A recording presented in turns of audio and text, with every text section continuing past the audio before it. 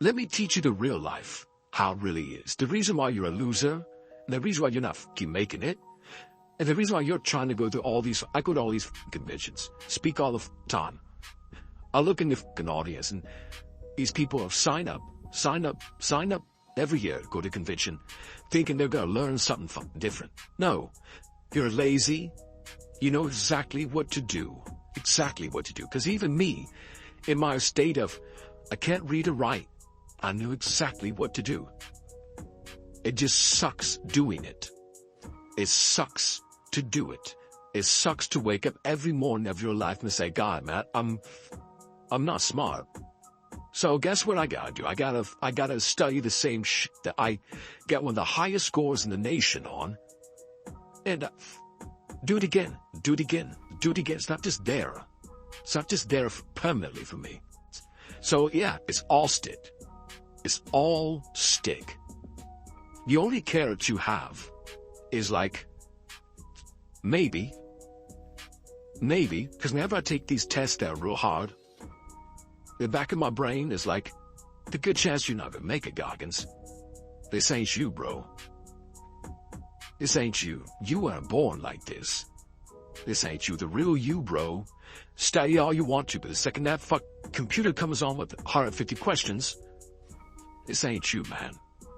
It somehow comes back a past. Past again. But that rule me back here every time is saying, that ain't you, bro. That ain't you. And I have to outwork that voice. When I'm taking that test and I get you a question, I don't know the answer, man. And then, say, I told you, man. That ain't you. You're 300 pounds, man. You sit at home, you figure out how to do your hair. That's what you do. How to come to school with the reverse baldness when you're 16. That's you. So, there is no get out of jail free card.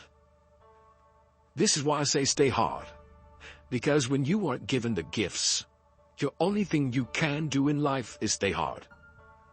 And I know people cannot stand me. They can't stand this talk.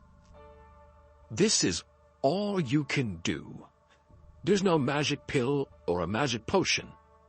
All you can do is outwork the man that God created, or woman, in you.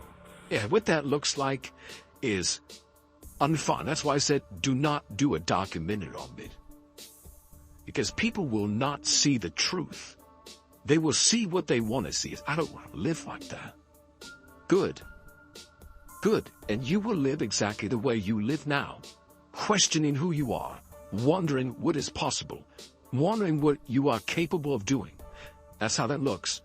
What we obtain too cheap, we esteem too lightly. Easy successes may be pleasant, but if they're the only successes you achieve, you'll come to expect quick, effortless results. Then when life hits you hard with a difficult challenge, you'll lack the mental toughness to overcome it. Moreover, you'll never appreciate the easy successes as much as the ones that require blood, sweat, and tears.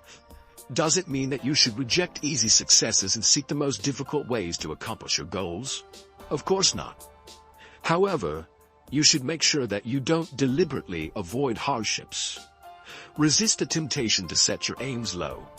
Scoring exclusively easy wins might feel good, but you're limiting your potential that way.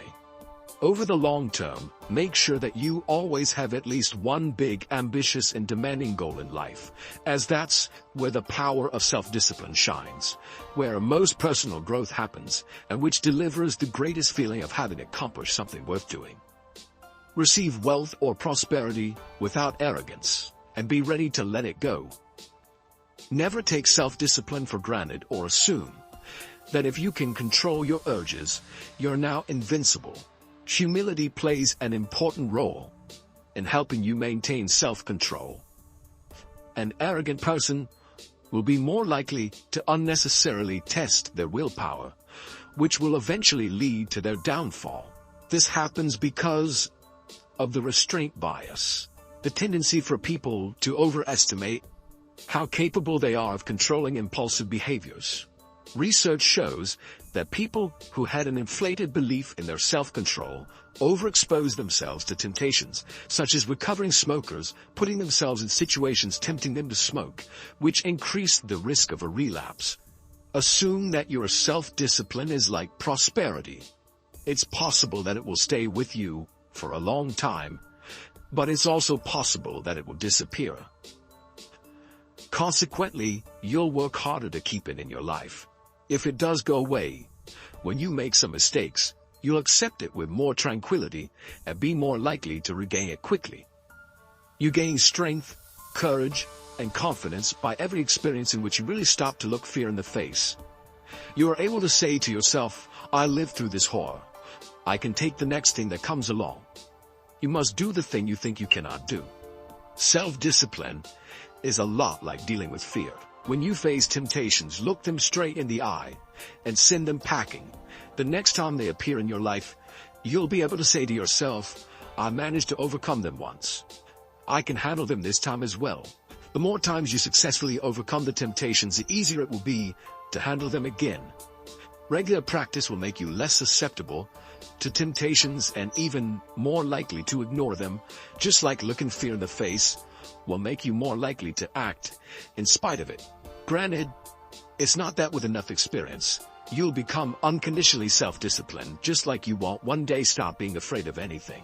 Just remember that each situation that tests your resolve is another experience from which you can draw inspiration to overcome future challenging circumstances when they occur. Never pick the easy road. Never. And it always goes back to kind of the hero mentality. Never pick the easy road. Ever in your life. That is the one road that is doom. It is doom. If you want something like 6-minute abs, all these different things, if you want it so fast, you may achieve what you wanted. But you want the permanent fix. The permanent fix comes from the hard road. The hard road gives you permanent results. The easy road gives you the quick fix. You will go back to where you started on the easy route. That hard route is so permanent that it ends up callousing you everywhere. Everywhere. You keep a six-pack forever. You keep it. Because you know the work that goes into it. Yeah. Knowledge has to be improved, challenged, and increased constantly, or it vanishes. Just like knowledge, you can't take self-discipline for granted. Unfortunately, being a self-disciplined person isn't a one-and-done kind of thing. Once you have learned how to live that way, you can still lose it if you don't consistently strengthen it by setting new challenges and rejecting instant gratification in favor of bigger future rewards. Never assume that you're disciplined enough. There's always a new area in which you can improve your self-control and further expand your comfort zone. For example, regular exercise poses no challenge for my self-discipline. In order to strengthen it, I need to set bigger and bigger exercise-related challenges for myself. Instead of focusing on fitness, I can also find a new area in which my discipline is lacking, such as developing more patience when dealing with other people, and focus on improving it until it's no longer a test for my resolve. Such consistent practice ensures that you're at least maintaining your level of self-control and, ideally, always getting better at it. Hold yourself responsible for a higher standard than anybody else expects of you. Never excuse yourself. Never pity yourself. Be a hard master to yourself. And be lenient to everybody else. The only standards that should concern you are your own standards. If you act in accordance with the standards of the majority of people, you'll be overweight, unfit, unhealthy, lazy, hating your job, not having enough time for your family, and in debt. I sometimes get flack for my goals. You're already slim. Why do you still watch your diet? Why do you save so much money? You should live it up. Can't you live like a normal person instead of waking up at 5 a.m. and gonna sleep as early as 8 p.m.? According to my standards, the growth should never end. I always hold myself responsible for a higher standard, and this allows me to maintain success, friendly habits in my life and achieve even more success. If you allow yourself to have low standards, how are you supposed to ever achieve excellence? Exhibiting self-control is one of the most powerful demonstrations of having high standards. Letting fleeting emotions and urges control your life, as most people do, is a surefire path to mediocrity.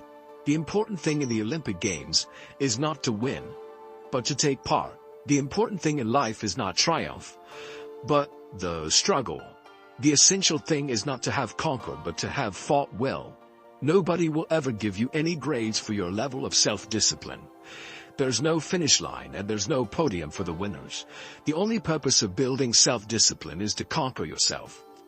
Your own urges, your own weaknesses, and your own self-sabotaging behaviors. It's easy to forget this fact and assume that when you reach your goals, you're done. In fact, the moment you make your dreams come true isn't the most important moment. It's important, no doubt, but without the process leading to it, in itself, it means little. The most important moments are the moments of struggle. When you're striving to fight, even when you can barely stand and the whole world is spinning around you. It's this very act that proves your mettle and showers you with life, encompassing benefits, not the act of winning in itself. Whenever you find yourself frustrated that you're still a long way from the finish line, remember that it's right now, at this very moment, that you're collecting the biggest rewards. It's the struggle in itself that improves you and makes you a more successful person. Anybody, not just Navy SEALs, but anybody that can accomplish anything that is hard. The only separator is that they really want to be there. There's some people that get inspired, and that inspiration moves them to try to do something. But that inspiration is very high right now in this nice environment. We're in a nice environment. The ocean's out there. I'm talking to you. If I'm going to go to the refrigerator and get something to drink, eat, I can. I watch a movie about some badasses, you're inspired. But the second you're not in this environment, and you're actually doing what inspired you, that suck factor is now real. You can't just get off your couch and get a shake or get a box of donuts or turn the TV. You're now there. And only those people who have been there a million times in their minds, and have lived in that water and have suffered a million times and realize my legs may break, my knee may break, my bones will hurt, I will be the coldest I've been in my life, I will be miserable, and accept that. Because what happens is when you get in a horrible situation in life, your mind, I call it my 1 second decision. When you get in a horrible situation in life, your mind immediately says, get out of here. Everybody's does, even if you want to be there. But it starts to have all these different questions in your mind that 1 second. It says, okay, why are you here? Why you do this? Why this? Why that? And then you start to say to yourself, if you don't want to be there that bad, I have a beautiful wife at home. Why am I doing this and that? Like, this is stupid. This is going to get these guys injured. Like they're going to pay for this for the rest of their lives. I'm not going to break my body up to do this. Your mind starts to say, yeah, this is stupid. But if you are already knowing that this is going to happen to you, you have all the answers to these questions that your mind starts to give you when you're in suffer mode. To succeed, you must fail. In failure and in suffering, all the answers are in there. All the answers to all the test questions.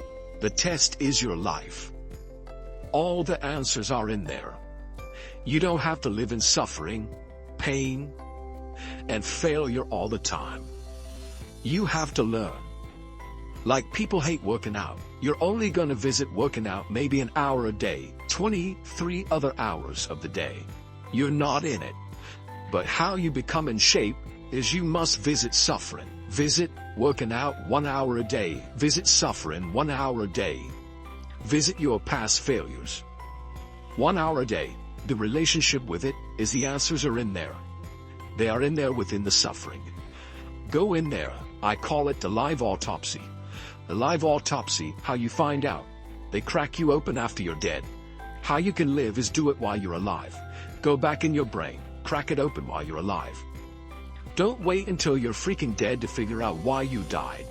Do it while you are living. Go in there, Go into the suffering, go into the pain of your life and say, why does this suck for me so bad? Why am I afraid of all this stuff? Why have I shut down the whole world? I guarantee, I'll tell you why you shut down the whole world.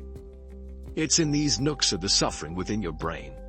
In the scarring are all the answers to why you are on the couch feeling sorry for yourself. They lie within the scars. Visit them for at least an hour a day.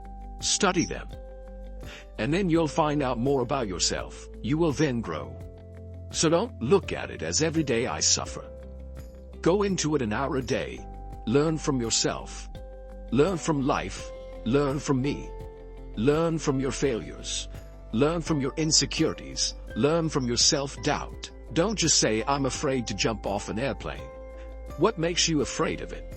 Study it. That's why I studied my mind. Why I became so powerful in the mind, because I realized I was weak.